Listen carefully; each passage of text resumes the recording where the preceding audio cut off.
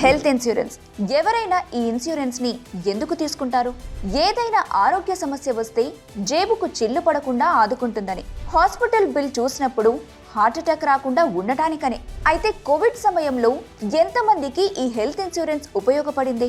ఎంతమంది బిల్ కట్టకుండా health insurance ఆదుకుంది? ఇది ఒక్కటే కాదు, ఇలాంటివి జరిగినప్పుడు మీ హెల్త్ ఇన్సూరెన్స్ దీనికి వర్తించదు అని చెప్పిన సందర్భాలు ఎన్నో ఉంటాయి. అప్పుడు హాస్పిటల్ బిల్ కట్టడానికి దాచుకున్న సేవింగ్స్ సరిపోక అప్పు చేయాల్సిన పరిస్థితి. మరి దీనికి సొల్యూషన్ ఏంటి?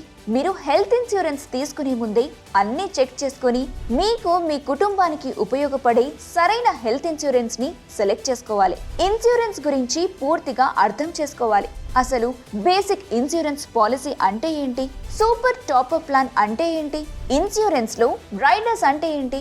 ఇలాంటి ప్రతి విషయాన్ని క్షుణ్ణంగా పరిశీలించి మీకు సరిపోయే తక్కువ ప్రీమియంకి ఎక్కువ కవరేజ్ పొందే పాలసీని సెలెక్ట్ చేసి తీసుకోవాలి.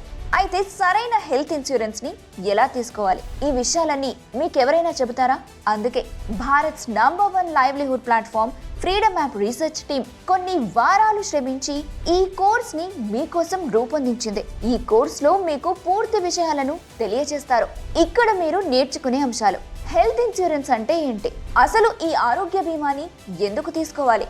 ఈ హెల్త్ ఇన్సూరెన్స్ టర్మినాలజీస్ ఎలా ఉంటాయి? ఇన్సూరెన్స్ తీసుకునేటప్పుడు పరిగణించిన అంశాలేంటి? ప్రాపర్ హెల్త్ ఇన్సూరెన్స్ పాలసీని ఎలా చూస్ చేసుకోవాలి? ఇలాంటి మరెన్నో విషయాలను మీరు ఈ కోర్స్ ద్వారా నేర్చుకుంటారు.